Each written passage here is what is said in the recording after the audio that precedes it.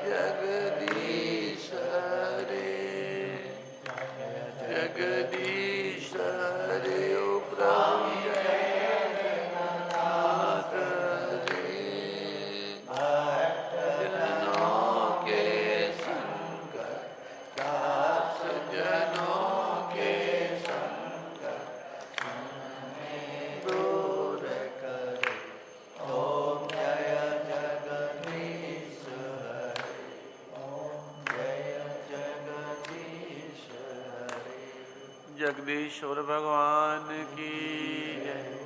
तुमेव माता च पिता तुमेव बंधु च सखा तुमेव विद्या गुरु तुमेव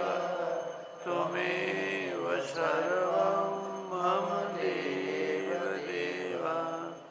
शान्ताकारं भुजगशयनं पद्मनाभं सुरेशं विश्वाधारं गगनसदृशं मेघवर्णं शुभांगं लक्ष्मीकान्तं कमलनयनं योगविद्यानगम्यं वन्दे विष्णु भवभयहरं सर्वलोकैकनाथं अच्युतं केशवं रामनारायणम् अच्युतं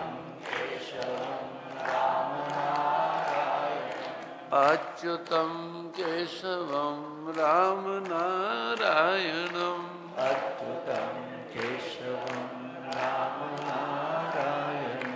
गोपिका वल्लभं राधिका नायकम्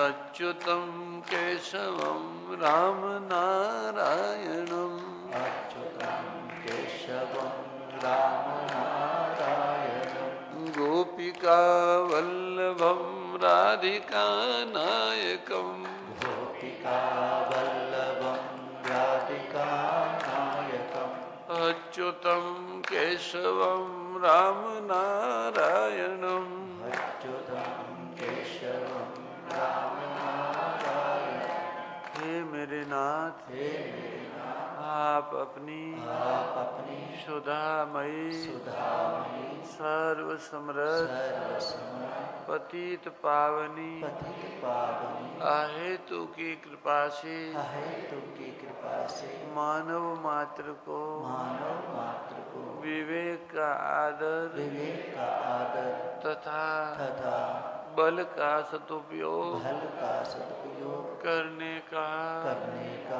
सामर्थ्य प्रदान करे एवं हे करुणा सागर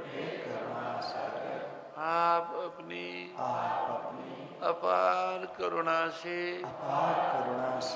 शीघ्र ही राग द्वेष का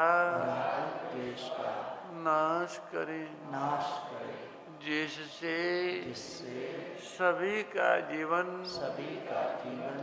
सेवा त्याग और प्रेम से परिपूर्ण हो जाए जय गो माता जय गोपाल भक्त वत्सल प्रभु दीन दयाल जय गोपाल